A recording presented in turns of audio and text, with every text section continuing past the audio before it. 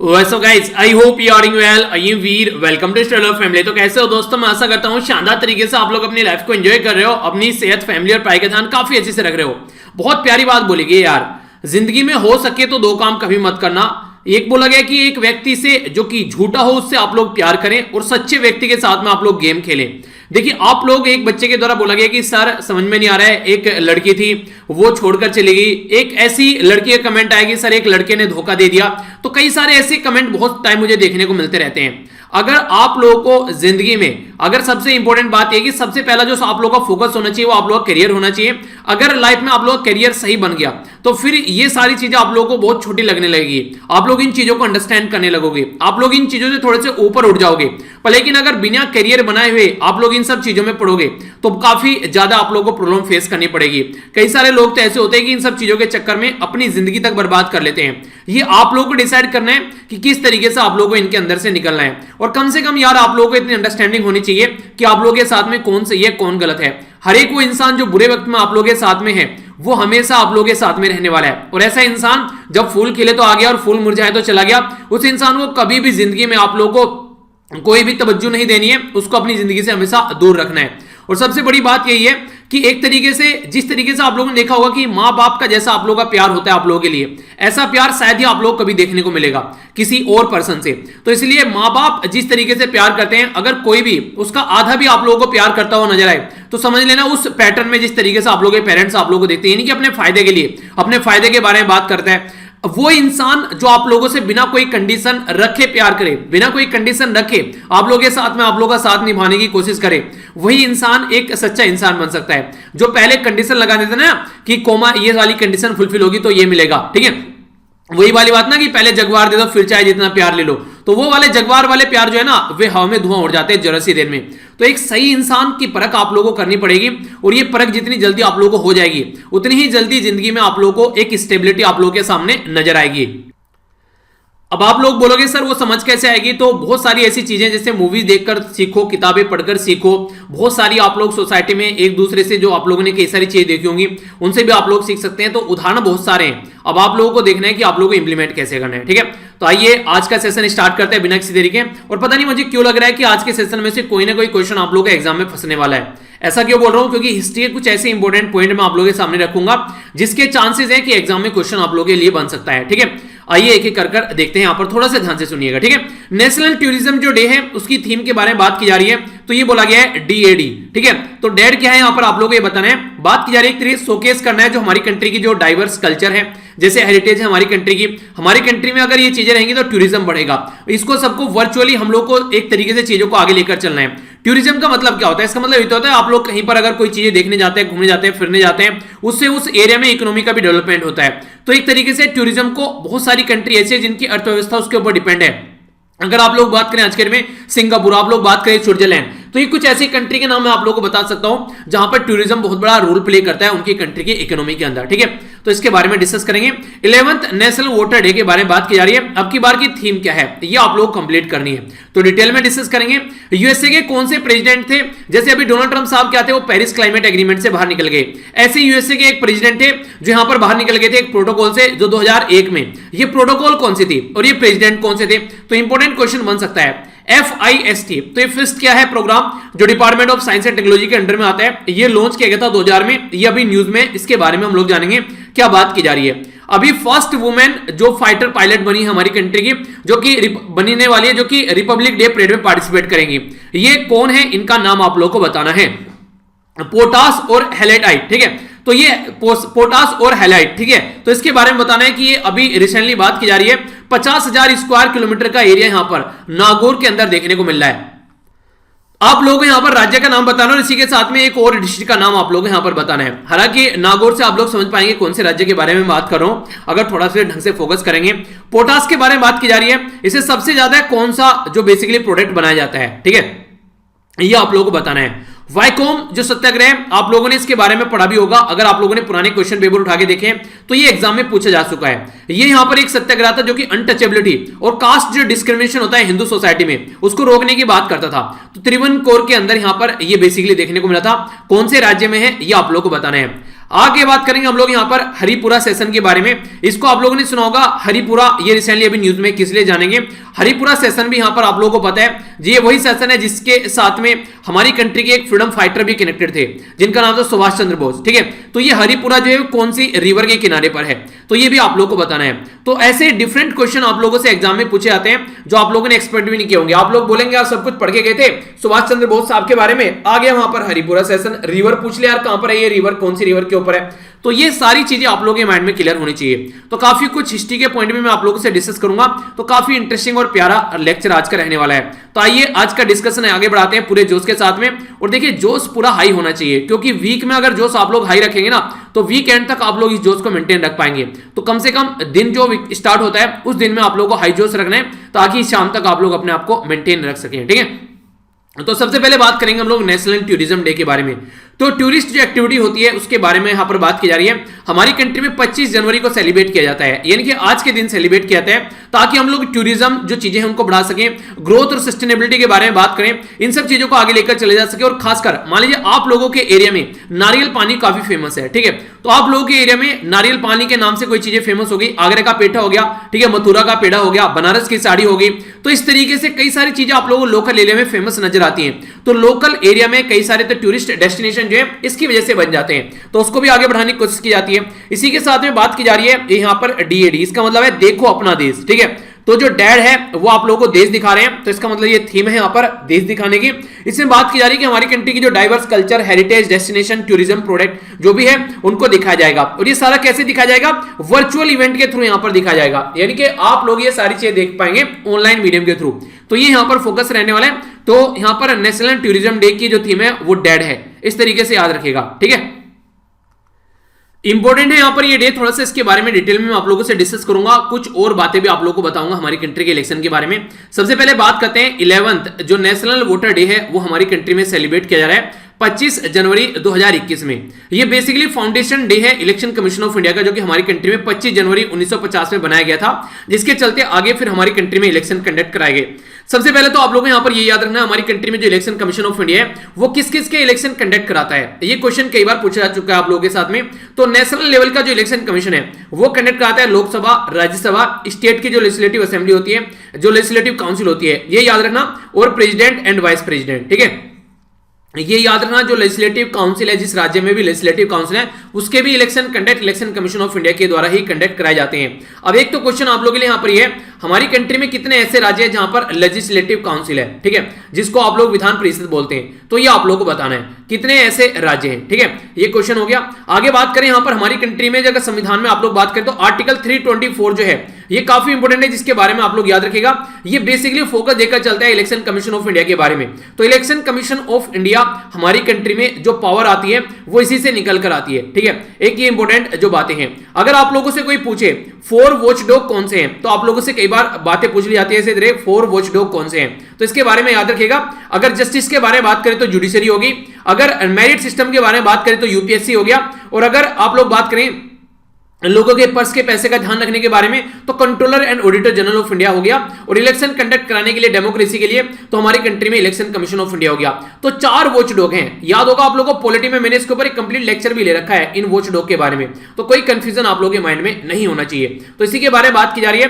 बात की जा रही है मेन पर्पज ये है कि लोगों को इसके बारे में हम लोग बता सकें कि भाई साहब ये फैसिलिटी होती है और इनको आप लोग ऐसे फॉलो करके चल सकते हैं। थीम क्या है? बात की जा रही है मेकिंग ओवर वोटर एम्पावर, यानी कि हमारे वोटर को पता होना चाहिए भाई साहब किसको वोट डाल रहे हैं, यानी कि उनको पता होना चाहिए, यानी कि जो सामने इंसान है ना वो सही है यहाँ पर इनके लिए, फिर सही नहीं है, पता चला आगे चलकर 5 साल धोखा दे रहा है, तो उसको परख ले अच्छे से। ठीक है, कोई हथकंडे तो नहीं अपराध कि उल्टे सीधे हरकत तो नहीं कर रखी उसने, वो देख ले। विजिलेंट यहाँ पर है, आप लोग एक तरीके से निगरानी करें। सेफ और इन्फॉर्म, यानी कि आप लोग को पता होना चाहिए, जो इन्फॉर्म चॉइस आप लोग की होनी चाहिए, यानी कि कोई कास्ट के नाम पर, रिलीजन के नाम पर धोखा देकर आप लोगों से वोट लेकर चला जाए, तो ये याद रखना है। तो making over voter empower vigilant safe and inform. ठीक है, तो ये है अब की बार की थीम जो यहां पर हमारी कंट्री में नेशनल वोटर डे जो है वो सेलिब्रेट किया जाता है। एक और इंटरेस्टिंग क्वेश्चन मैंने बताया कि 11वां नेशनल वोटर डे है, तो आप लोग ये बताइए कि कब से स्टार्ट हुआ था, कौन से ईयर से हम लोगों ने नेशनल वोटर डे सेलिब्रेट करना स्टार्ट किया था।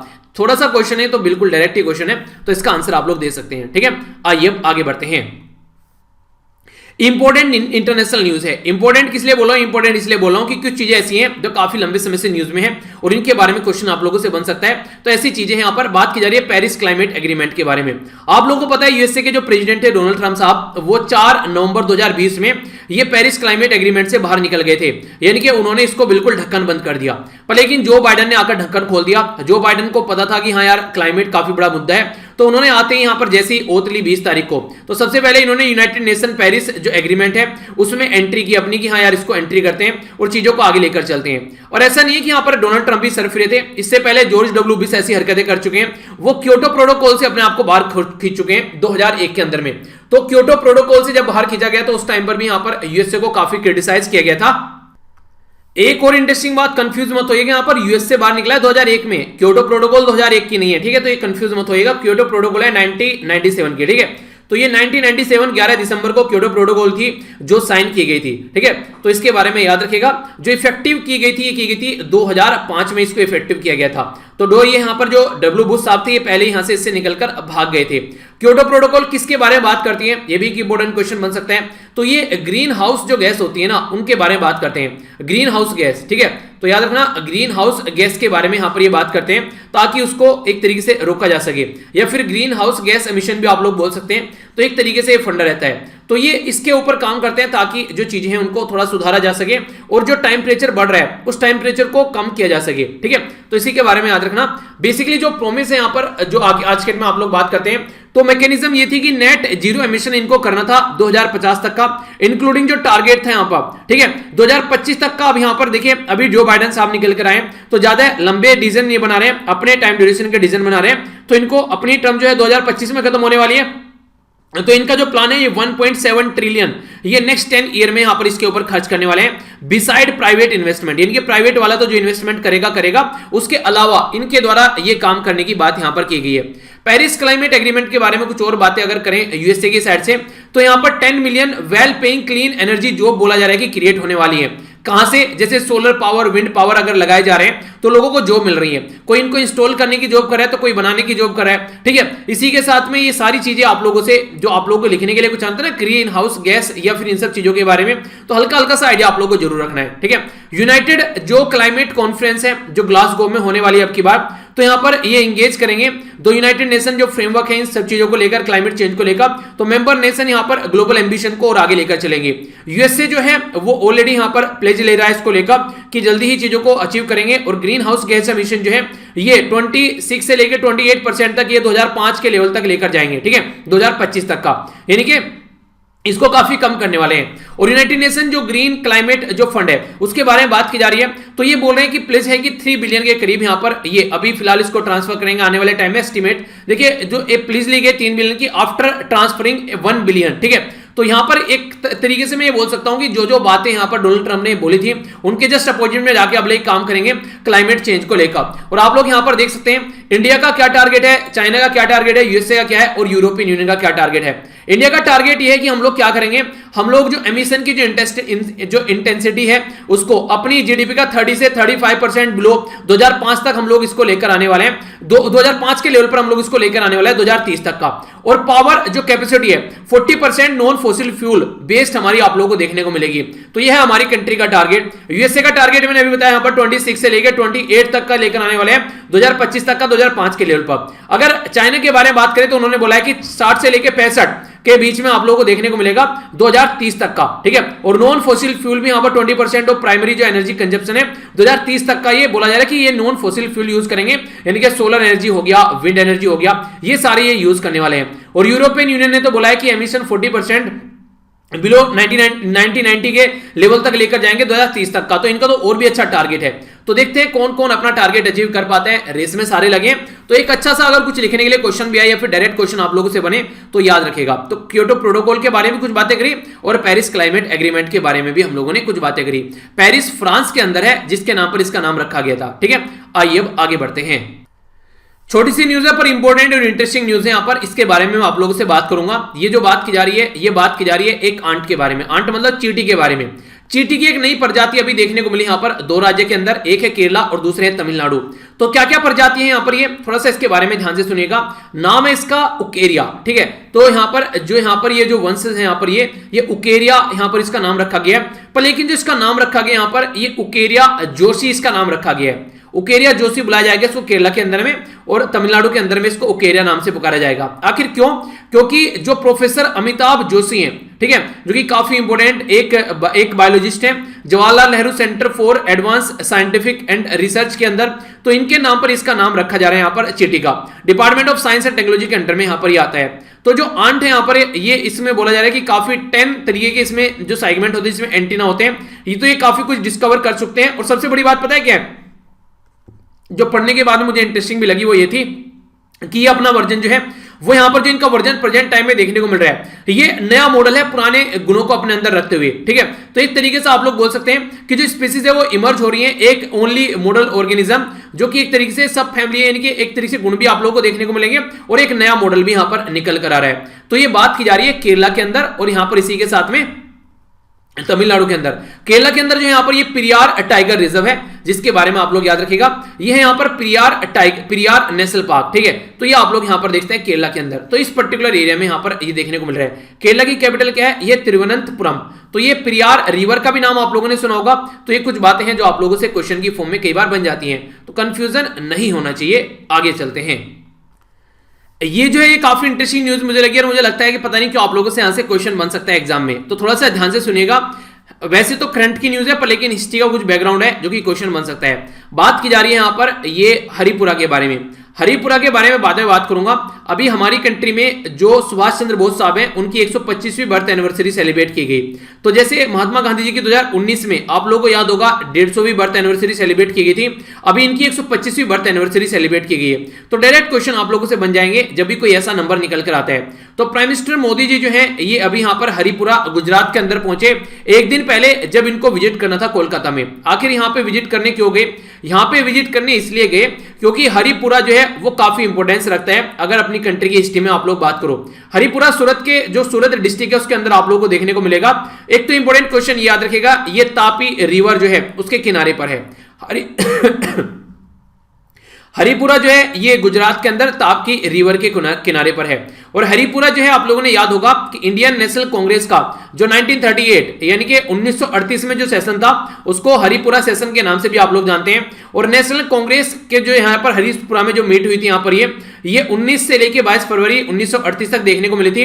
और प्रेसिडेंसी जो थी यहाँ पर ये सुभाष चंद्र बोस साहब की थी, इलेक्ट किया गया था उनको प्रेसिडेंट, जो यहाँ पर हरिपुरा कांग्रेस सेशन में 1938 में, ठीक है।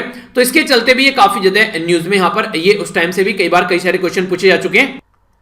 नेक्स्ट इंपोर्टेंट जो न्यूज आप लोग यहाँ पर याद रख सकते हैं वो है यहाँ पर जो नेक्स्ट सेशन हुआ। नेक्स्ट सेशन यहाँ पर जो था ये था यहाँ पर त्रिपुरी सेशन हुआ यहाँ पर 1939 में। 1939 में जो सुभाष चंद्र बोस थे उनके अपोजिट में जो कैंडिडेट खड़े हुए वो थे पट्टाभी सीतारामैया। पट्टाभी सीतारामैया जो थे वो गांधी जी की साइड से प्रेजेंट कर रहे थे, क्योंकि कोई भी यहाँ पर सुभाष चंद्र बोस के सामने हिम्मत नहीं कर रहा था कि एज ए अपना कैंडिडेट है वो यहाँ पर एज ए प्रेजेंट कर सके कैंडिडेचर। तो इसके चलते यहाँ पर महात्मा गांधी जी के साथ में इनके आइडियोलॉजी का डिफरेंस देखने को मिला, तो वहां से काफी ज्यादा प्रॉब्लम क्रिएट हो गई थी, ठीक है। इसके बाद में कांग्रेस छूट गई इनकी और कई सारी और भी चीजें देखने को मिली लाइफ में, तो बहुत सारी प्रॉब्लम भी आगे निकल कर आई, पर लेकिन इन्होंने कभी हार नहीं मानी और जितने दमखम से आगे लेकर चले चीजों को, इसी की वजह से आज की डेट में भी हम लोग इनके बारे में पढ़ रहे हैं, ठीक है। तो ये कुछ बातें हैं याद रखिएगा। तो पट्टाभी सीतारामैया जो थे वो यहाँ पर इनके अपोजिट के कैंडिडेट थे। तो ये ऐसे क्वेश्चन कई बार पास्ट में पूछे जा चुके हैं। किताब के बारे में यहां पर बात करते हैं। कई बार ऐसी किताब होती है और उनके ऑथर के नाम आप लोगों से पूछ ले जाते हैं जो कि न्यूज में होते हैं, तो यहां पर इसके बारे में हम लोग बात करेंगे। बात की जा रही है नोट मैनी बट वन। यहां पर ये जो पोएम्स हैं ये यहाँ पर इसके 2 वॉल्यूम जो है यहाँ पर अभी इंग्लिश में ट्रांसलेट किए गए हैं। यहाँ पर श्री नारायण गुरु के द्वारा ये जो पोएम थी ये लिखी गई थी, अब ट्रांसलेशन किया गया यहाँ पर जीके शशिधरन के द्वारा। तो क्वेश्चन पूछा जा सकता है किसकी है ये पोएम, ये है श्री नारायण गुरु। अब यहाँ पर जीके शशिधरन साहब के द्वारा इसका ट्रांसलेशन किया गया है। जो नारायण गुरु थे वो 1855 से लेके 1928 तक रहे एक काफी इंपोर्टेंट फिलोसफर थे हमारी कंट्री में और सोसाइटी के अंदर रिफॉर्म लाने वाले एक इंसान थे। अगर बात करें इनके द्वारा काफी सारे जो ऐसे मूवमेंट चलाए गए जिसमें कास्ट को हमारी सोसाइटी से हटाने की कोशिश की गई, जो इनइक्वलिटी है सोसाइटी में उसको हटाने की कोशिश की, सोशल इक्वलिटी लाने की कोशिश की गई। जो इनके द्वारा कई सारे लगभग 45 के करीब जो वर्क है मलयालम, संस्कृत और तमिल लैंग्वेज में आप लोगों को देखने को मिलेंगे, जिसमें यहां पर बात की जा रही है यह है आत्मोपदा से, ठीक है, आत्मोपदाइस, जो यहां पर सतकाम, इसी के साथ में यहां पर यह है दैवा दशकम, ठीक है।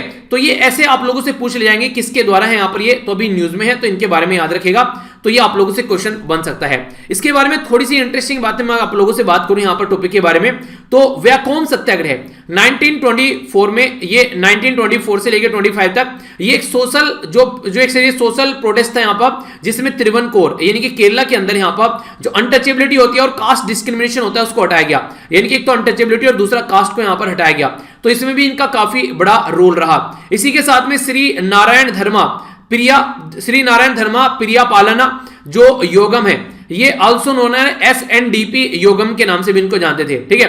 तो ये इन्हीं जो इस तरीके से नाम आप लोगों से कई बार क्या करते हैं, दूसरा नाम दे देते हैं, जैसे आप लोगों ने देखा ना रिंग ऑफ फायर का दूसरा नाम लिख दिया, क्या था वो दूसरा नाम, याद है आप लोगों को, अभी पढ़ाया था, अभी 2 दिन पहले ही, भूलना नहीं है, रिविजन करते रहिए, ठीक है।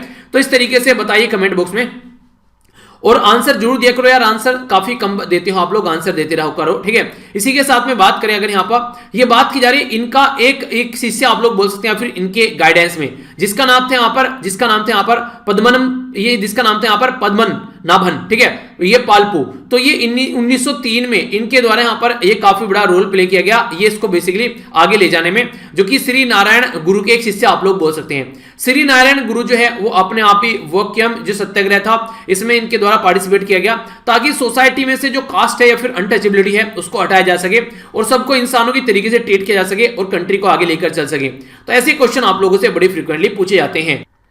नेक्स्ट यहां पर एक छोटी सी न्यूज है पर लेकिन इंपॉर्टेंट न्यूज आप लोग इसको भी यहां पर बोल सकते हैं। ये पर्टिकुलर एरिया के बारे में बात की जा रही है।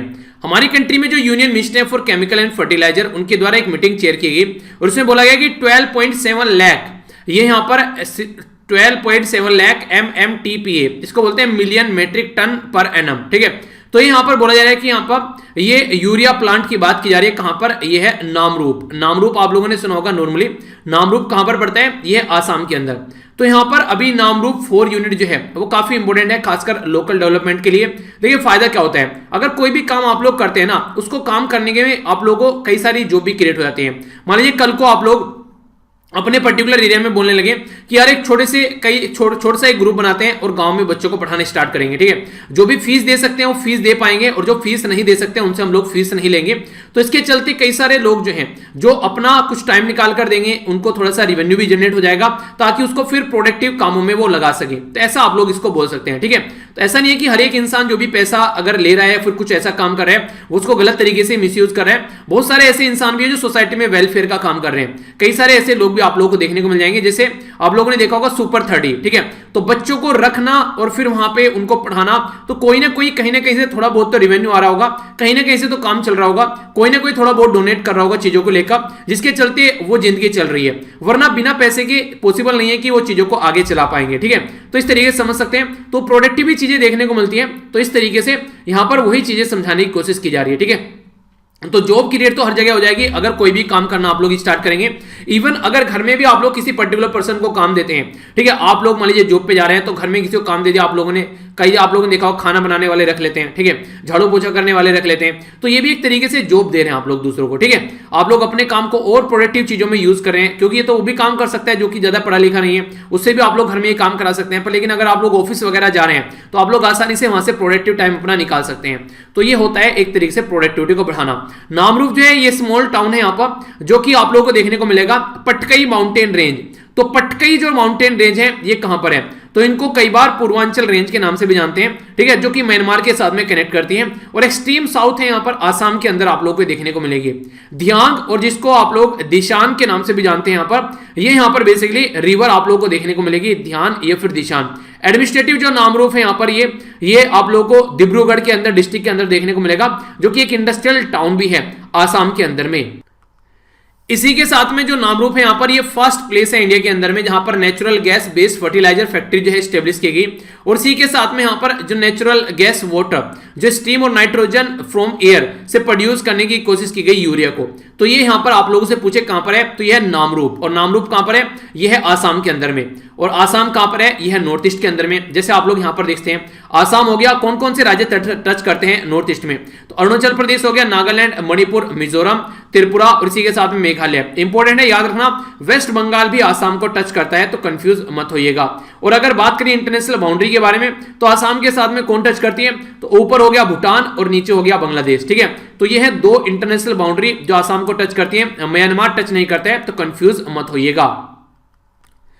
नेक्स्ट जो इंपोर्टेंट न्यूज है यहां पर ये बात करिए डिफेंस के बारे में। तो डिफेंस के बारे में क्या न्यूज है इसको हम लोग समझने की कोशिश करते हैं। यह फर्स्ट जो वुमेन है पायलट हमारी कंट्री में, ये यहां पर अभी रिपब्लिक डे परेड में पार्टिसिपेट करेगी, जिनका नाम है भावना कांत। ठीक है, तो आप लोगों से क्वेश्चन पूछा जा सकता है यहां पर भावना कांत के बारे में। तो ये पहली वुमेन जो पायलट है जो यहां पर पार्टिसिपेट करने वाली है इंडियन एयरफोर्स की साइड से, यहां पर जो बेसिकली जो झांकी रहेगी वो यहां पर इसमें पार्टिसिपेट करने वाली है। जो हेलीकॉप्टर इसी के साथ में सुखोई 30 प्लेन जो है ये यहां पर इस पे काम करती हैं। इसी के साथ में राजस्थान के अंदर आज के में पोस्टेड है और फर्स्ट वुमेन फाइटर पायलट है जो यहां पर इस तरीके से ये यहां पर आप लोगों को देखने को मिलेगी। ठीक है, तो कई बार जो अगर कोई पहली बार फर्स्ट होती है ना चीजें, उसके ऊपर बड़ी रिसेंटली फ्रीक्वेंटली क्वेश्चन पूछे जाते हैं, तो इसलिए ऐसी ऐसी चीजें आप लोग याद रख सकते हैं। ठीक है, क्वेश्चन बन जाएगा तो कंफ्यूजन नहीं होना चाहिए माइंड के अंदर। ओके, आइए अब आगे बढ़ते हैं। नेक्स्ट यहां पर बात की जा रही है गवर्नमेंट की स्कीम के बारे में, और स्कीम भी काफी इंटरेस्टिंग है। यहां पर हम लोग बात करेंगे प्रोडक्शन लिंक इंसेंटिव के बारे में। यानी कि अगर आप लोग कोई एक ऐसा काम करते हैं जो कि काफी इंपॉर्टेंट है, तो उसके लिए गवर्नमेंट भी कई बार इंसेंटिव देती है। इंसेंटिव का मतलब उसको सपोर्ट करती है।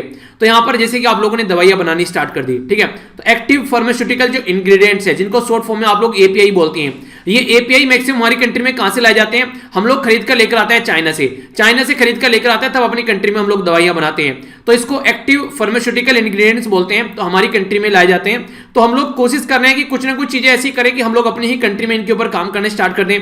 तो की स्टार्टिंग जो मटेरियल है ड्यूरिंग इंटरमीडिएटरी अगर बात करें, ये एक्टिव फार्मास्यूटिकल जो इंग्रेडिएंट्स हैं अगर हम लोग अपनी ही कंट्री में काम करें तो काफी अच्छा रहेगा। तो गवर्नमेंट के द्वारा अप्रूवल दिया गया है ड्रग फर्म जो है यहाँ पर, जिसका नाम है Aurobindo pharma and Karnataka antibiotic and pharmaceutical, ये पीएलआई स्कीम के तहत। पीएलआई मतलब प्रोडक्शन लिंक इंसेंटिव, यानी कि इनको इंसेंटिव मिलेगा। डोमेस्टिकली जो क्रिटिकली बल्क ड्रग अगर ये बनाएंगे, दवाइयां बनाएंगे, तो इनको इंसेंटिव देगी गवर्नमेंट ऑफ इंडिया की साइड से, इंसेंटिव मिलेगा, इनके एक तरीके से सपोर्ट मिलेगा ताकि अपने काम को और अच्छे से ये कर सके। ये जो अचीव किया जाएगा ग्रीनफील्ड प्लांट यहां पर विद मिनिमम डोमेस्टिक जो वैल्यू एडिशन है, 4 डिफरेंट टारगेट यहां पर रखे गए, जिसमें 6,940 करोड़ रुपए खर्च किए जाएंगे। ये 2020-21 से लेके 2029-30 तक, यानी कि 10 साल तक का टारगेट रखा जा रहा है इनके द्वारा, ताकि इस जो टारगेट को यहां पर अचीव किया जा सके इस पर्टिकुलर स्कीम के तहत। तो हमारी कंट्री में सबसे बड़ी बात तो ये है कि जो बाहर से हम लोग चीजें खरीद कर लेकर आते हैं उसके ऊपर हमारी डिपेंडेंसी कम हो, अपनी ही कंट्री में फोकस देकर चले, बल्क में दवाई वगैरह बनाई जाए, उसी के चलते तभी यहां पर जो प्रोडक्ट इंसेंटिव जो स्कीम है उसका फायदा उठा पाएंगे। नेक्स्ट अगर हम लोग यहां पर बात करते हैं डिपार्टमेंट ऑफ फार्मास्यूटिकल जो कि ministry of chemical and fertiliser के अंडर आता है, इनके द्वारा यहां पर ये चीजें लॉन्च की गई हैं। टारगेट ये कि हमारी कंट्री में 4 जो एलिजिबल प्रोडक्ट हैं जो कि काफी लार्ज स्केल पर हम लोग इंपोर्ट करते हैं, उनको खत्म किया जा सके। पेनिसिलिन जो जी है यहां पर 7-ACA है यहां पर, इसी के साथ में यहां पर एथ्रोमाइसिन थियोसाइनेट है यहां पर ये, ठीक है, इसी के साथ में क्लोवुलिनिक एसिड है यहां पर, ये हम लोग बाहर से खरीद कर लेकर आते हैं। तो प्रायोरिटी के बेस पर यहां पर सिलेक्शन क्राइटेरिया रखा गया ताकि अपनी ही कंट्री में हम लोग इनको क्रिएट कर सकें और बाहर के ऊपर डिपेंडेंसी न देखने को मिले। तो टोटल जो कमिटमेंट है यहां पर ये बोला जा रहा है कि 3,761 करोड़ रुपए कंपनी, और इसी के साथ में ये यहां पर जो करोड़ रुपए यहां पर इन्वेस्टमेंट होगा, और जनरेशन एम्प्लॉयमेंट का होगा 3,825 जो लोग हैं उनको लगभग यहां पर जॉब मिलने वाली है। तो फायदा क्या होगा, आम के आम और गुटले के दान, अपनी कंट्री के ऊपर डिपेंडेंसी, बाहर के ऊपर से कुछ सामान ही खरीद रहे हैं और अपनी ही कंट्री का फायदा। ठीक है, इस तरीके से आप लोग समझ सकते हैं। साइंस एंड टेक के बारे में जो न्यूज है यहां पर, ये इसके बारे में हम लोग बात कर लेते हैं। न्यूज है जो इसमें बात की जा रही है यहां पर माइनिंग ऑफ पोटास। सबसे पहले तो जो पोटास है उसके बारे में अगर आप लोग बात करें, सबसे ज्यादा जो पोटास है वो फर्टिलाइजर यानी कि हमारी कंट्री में जो यूरिया वगैरह, जो फर्टिलाइजर वगैरह है जो खेतों में यूज किया जाता है, उसमें आप लोगों को देखने को मिलता है पोटास काफी लार्ज स्केल पर यूज किया जाता है। ट्राई पार्टी एग्रीमेंट देखने को मिला, इनके 3 पार्टी के द्वारा एग्रीमेंट साइन किया गया, जिसमें मिनरल एक्सप्लोरेशन कॉर्पोरेशन लिमिटेड है, Rajasthan state mining and mineral limited है, इसी के साथ में department of mine and geology है, गवर्नमेंट ऑफ राजस्थान के द्वारा यहां पर ये जो बेसिकली सपोर्ट प्रोवाइड करा जा रही है ताकि यहां पर सॉल्यूशन निकल सके माइनिंग पोटास का राजस्थान के अंदर में कैसे इसको माइन करना है। माइनिंग का मतलब होता है बेसिकली खुदाई करके चीजों को निकालना, ठीक है, किसी भी तरीके से। यहां पर राजस्थान में बोला जा रहा है कि 50,000 स्क्वायर किलोमीटर में आप लोगों को यहां पर पोटास और इसी के साथ में हैलाइट आप लोगों को देखने को मिलेगा, कहां पर, नागपुर और गंगानगर डिस्ट्रिक्ट के अंदर में। तो इसलिए काफी इंपोर्टेंट यहां पर ये हो गया है। और जहां पर ये चीजें पाई जाती हैं वहां पर आप लोगों को ऑयल स्टोरेज, इसी के साथ में रिपोजिटरीज फॉर हाइड्रोजन, हाइड्रोजन से रिलेटेड चीजें, अमोनियम, इसी के साथ में यहां पर हीलियम गैस, स्टोरेज ऑफ जो दूसरी गैस होती है, और न्यूक्लियर वेस्ट को भी यहां पर एक तरीके से स्टोर किया जा सकता है ताकि इन्वायरमेंट पर नुकसान न पहुंचाए। तो पोटास और जो सोडियम क्लोराइड है यहां पर ये बेसिकली यहां पर बेडेड सॉल्ट है, एक एक्सटेंसिवली जो यूज किया जाता है फर्टिलाइजर इंडस्ट्री और केमिकल इंडस्ट्री के अंदर में। तो ये भी काफी इंपॉर्टेंट है, फर्टिलाइजर और केमिकल इंडस्ट्री के अंदर में इनको काफी लार्ज स्केल पर यूज किया जाता है। नेक्स्ट अगर मैं आप लोगों से बात करूं, देखिए इंप्लीमेंट तो जनरेट करेगा, सीधी सीधी बात होगी, यानी कि जॉब तो सबको मिलेगी जो भी यहां पर पर्टिकुलर एरिया में काम करेंगे। इसी के साथ में वाटर सोल्यूबल है यहां पर ये, इसीलिए काफी इंपॉर्टेंट है।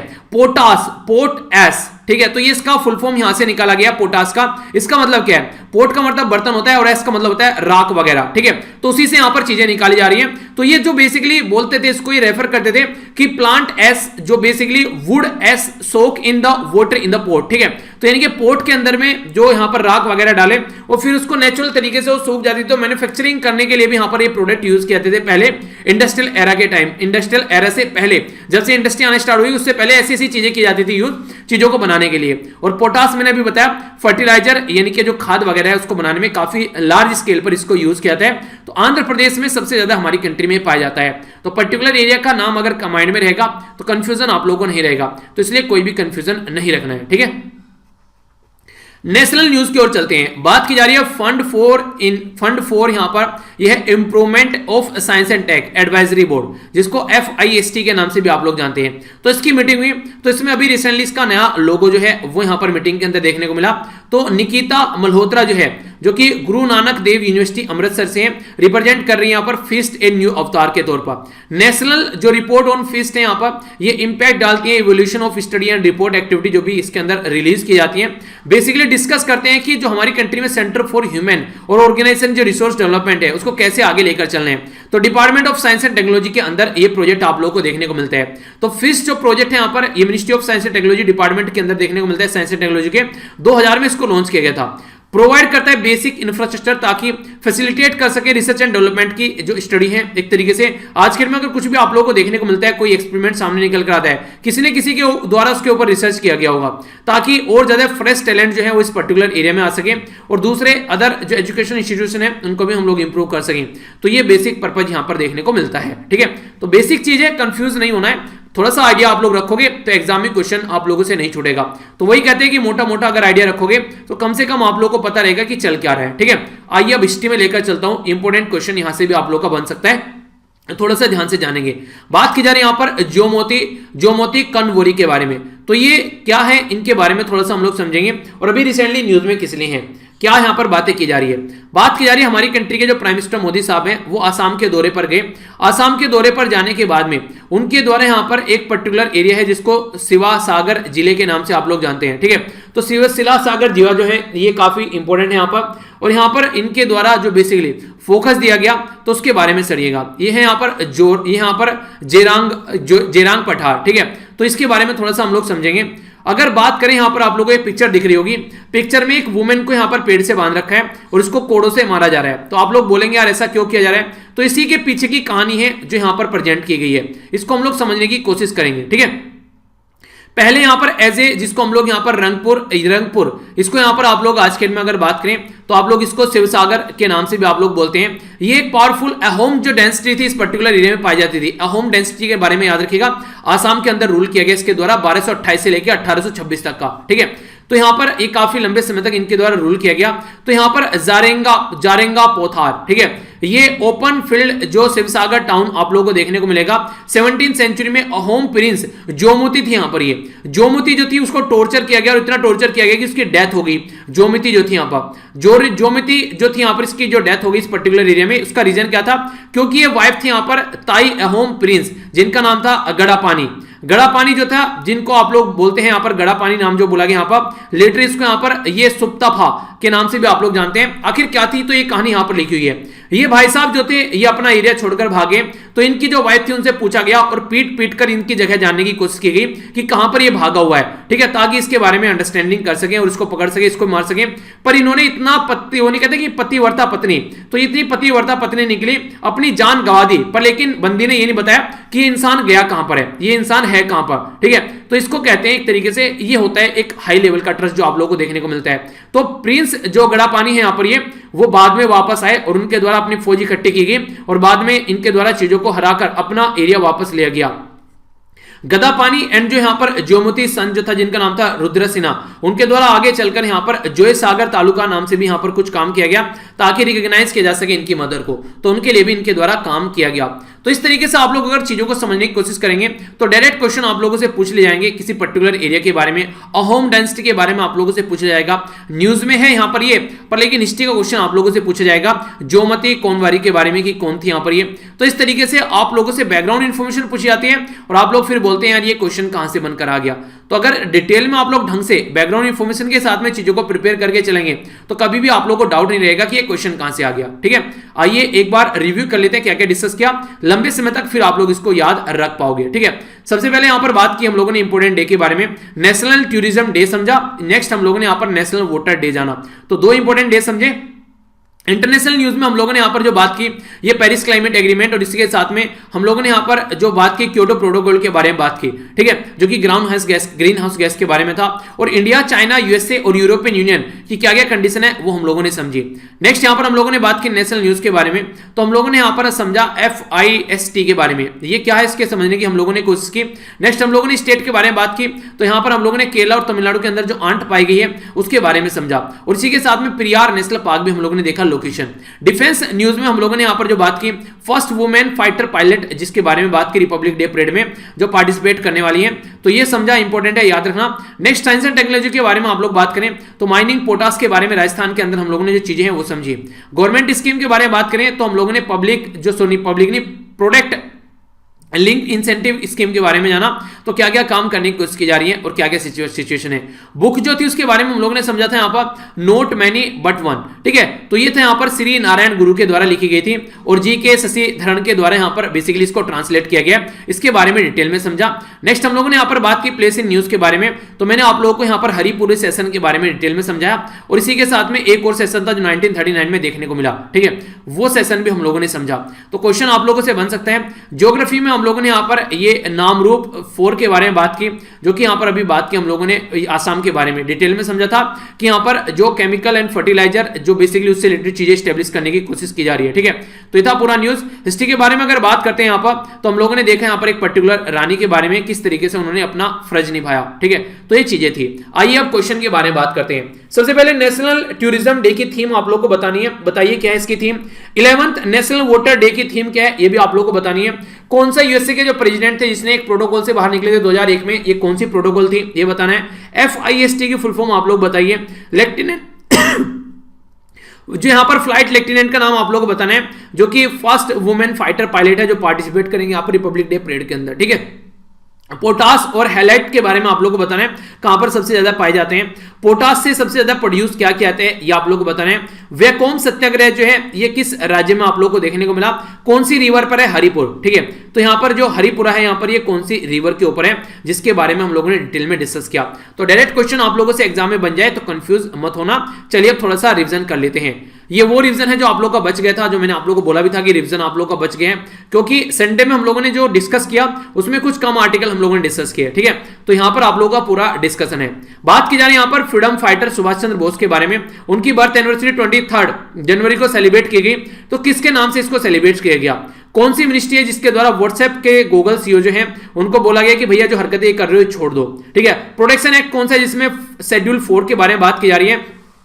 एक पर्टिकुलर स्पीसीज के बारे में हम लोगों ने डिस्कस किया था, तो इसको इंक्लूड किया गया था इसके अंदर, ठीक है, ताकि उसको प्रोटेक्ट किया जा सके, ठीक है। तो आप लोगों को बताना है इंडिया के द्वारा गिफ्ट किया गया यहां पर 2 मिलियन वैक्सीन के डोज, किसको गिफ्ट किया गया और कौन सी दवाई गिफ्ट की गई। गुजरात का अंदर 4th रैंक है, कौन से बाकी के ऐसे और राज्य हैं यहां पर 3 जो कि गुजरात से भी ज्यादा बुरी कंडीशन है उनके वहां पर रिवर की, ये बताना है। एआरसी या फिर एएमसी क्या है यहां पर, जिसको बैड बैंक के नाम से भी आप लोग जानते हैं। यूएसए में बैड बैंक स्टेब्लिश किया गया था पहला, तो ये कब स्टेब्लिश किया गया था ये आप लोगों को बताना है। इसी के साथ में हेल्थ जो मिनिस्टर है उनके बारे में आप लोगों को बताना है, जिसके द्वारा यहां पर कौन सी कंट्री के बारे में बात की जा रही है, और यूनिसेफ के बारे में आप लोगों को बताना था, ठीक है। ये क्वेश्चन थे, आइए इनका आंसर देख लें। सुभाष चंद्र बोस साहब की जो बर्थ एनिवर्सरी है, आपकी बार 125वीं बर्थ एनिवर्सरी सेलिब्रेट की गई पराक्रम दिवस के रूप में, डे ऑफ वैल्यू, ठीक है। तो याद रखना इसके बारे में। जो ministry of electronics and information technology है उसके द्वारा यहां पर व्हाट्सएप को झड़प लगाएगी कि क्या हरकतें कर रहे हो आप लोग। वो नहीं है कि हाथी के दांत खाने के कुछ और, दिखाने कुछ और, किसी कंट्री में कुछ और, हमारी कंट्री में कुछ और, तो ये सारी चीजें चली देखने को मिली। वाइल्ड लाइफ प्रोटेक्शन एक्ट का जो 1972 है, इसमें शेड्यूल जो 4 है वो कम ताकतवर है एज कंपेयर टू शेड्यूल 1 और शेड्यूल 2, यहां पर पेनल्टी ज्यादा लगती है। इंडिया के द्वारा गिफ्ट किया गया 2 मिलियन डोज जो है कोविशील्ड वैक्सीन के, कहां पर, बांग्लादेश के लिए। ये वही वैक्सीन है जो हमारी कंट्री में कौन सा इंस्टीट्यूट बना रहा है ये चलिए आप लोग बताइए, और कहां पर है, वो पुणे के अंदर है। गुजरात 4थे नंबर पर है, महाराष्ट्र, आसाम और मध्य प्रदेश पहले, दूसरे, तीसरे नंबर पर है। जहां रिवर की नदियां जो है जो नदियों की जो हालत है सबसे खस्ता है, उसको सुधारने की कोशिश की जा रही है, ठीक है। एसिस्ट रिकंस्ट्रक्शन कंपनी या फिर एसिड्स मैनेजमेंट कंपनी, अगर कोई बैंक का पैसा लेकर भाग जाता है और पता चला कि नहीं निकलेगा तो ये उसको निकलवाने का काम करते हैं, ठीक है। यूएस बेस जो मेलोन बैंक है उसके बारे में याद रखिएगा। फर्स्ट बैड बैंक है 1988 का, ठीक है, जो कि स्टैब्लिश किया गया था। जो मिनिस्टर है बांग्लादेश के हेल्थ मिनिस्टर, उनके साथ में मिलकर बांग्लादेश कोरोना के साथ में फाइट कर रहा है, और यूनाइटेड नेशन चिल्ड्रन फंड जो है वो भी यहां पर इसको हेल्प प्रोवाइड करा रहा है, ठीक है। तो ये था टोटल आज का डिस्कशन। मैं आशा करता हूं कि आप लोगों ने इसको अच्छे से एंजॉय किया होगा। पीडीएफ भाई साहब यहां मिल जाएंगी सारी, जाकर आप लोग डाउनलोड कर लीजिएगा। और इसी के साथ मेरे साथ ट्विटर, इंस्टाग्राम, फेसबुक पर अगर कनेक्ट रहना है तो वीर तालियान जाके आप लोग सर्च कर लीजिएगा। तो इसी के साथ में अगर आप लोगों को लगता है लेक्चर अच्छा लगा तो फीडबैक जरूर देना। लाइक कर सकते हैं पसंद आने के लिए, डिसलाइक कर सकते हैं ना पसंद आने के लिए, और कमेंट कर जरूर बताइएगा अगर डिसलाइक किया है तो क्यों डिसलाइक किया है, ताकि उसको इंप्रूव किया जा सके। यानी कि फीडबैक दिए बगैर आप लोगों को नहीं जाना है। इसी के साथ में अगर आप लोगों को लगता है कि आप लोगों ने कुछ सीखा है तो दूसरों को आप लोग सिखा सकते हैं, यहां से जो भी सीखकर आप लोग जा रहे हैं, ताकि उसकी लाइफ में भी कुछ ना कुछ इंप्रूवमेंट जरूर हो। तो नेक्स्ट लेक्चर में मिलता हूं, तब तक आप लोग मेरा इंतजार कीजिए। और कल जो है थोड़ी सी एक गलती हो गई थी कई बार ऐसी ऐसी गलतियां हो जाती हैं। देखिए, एक तो मैंने आप लोगों को बोला था कि मैं एग्जैक्ट उस लोकेशन पे नहीं हूं जहां पर वीडियो आप लोगों के लिए रिकॉर्ड करता हूं, तो कंडीशन ये बन गई कि मैंने जल्दी में फिर से नैनो ही एक तरीके से हिंदू वाली वीडियो के अंदर अपलोड हो गई वो, ठीक है। तो उसका बेसिकली रीजन भी ये था, जब आप लोग की वीडियो जब रिकॉर्ड कर देता हूं तो फिर उसको डिकोड जब करते हैं तो मैंने नाम जो था वो सेव कर दिया गलती से, ठीक है। तो अपलोड हो गई वो, तो मुझे पता नहीं चला उसकी वजह से। तो कई बार ऐसी छोटी छोटी गलतियां हो जाती हैं, तो उसके लिए सॉरी कई बार ऐसा हो गया, मुझे लेट पता चला। मैं अपलोड तो कर दिया, मैंने चेक भी नहीं की। तो फिर काम में गया, लगभग 1.5 घंटे बाद देखा तो क्या, मैंने कहा यार वीडियो जो है वो पहले भी इतनी वीडियो थी बिल्कुल सेम 29 पॉइंट समथिंग की, और ये भी उतनी है। तो तब मुझे पता चला, मैंने कहा यार कर दिया काम आज तो फिर मैंने उसको डिलीट किया, दूसरी अपलोड की। तो बनाती आती, हालांकि बना पहले ही ली थी, जो अपलोड की थी तो गलती से दूसरी अपलोड हो गई थी, ठीक है। तो छोटी छोटी गलती हो जाती है यार कई बार जल्दी में। तो इसी तरीके से आप लोग भी अपना ध्यान रखिए, एंजॉय करते रहिए। नेक्स्ट लेक्चर में मिलता हूं, तब तक के लिए बड़ों को नमस्ते, छोटों को प्यार, छोटी सी लाइफ एंजॉय करा। तब तक के लिए जय हिंद।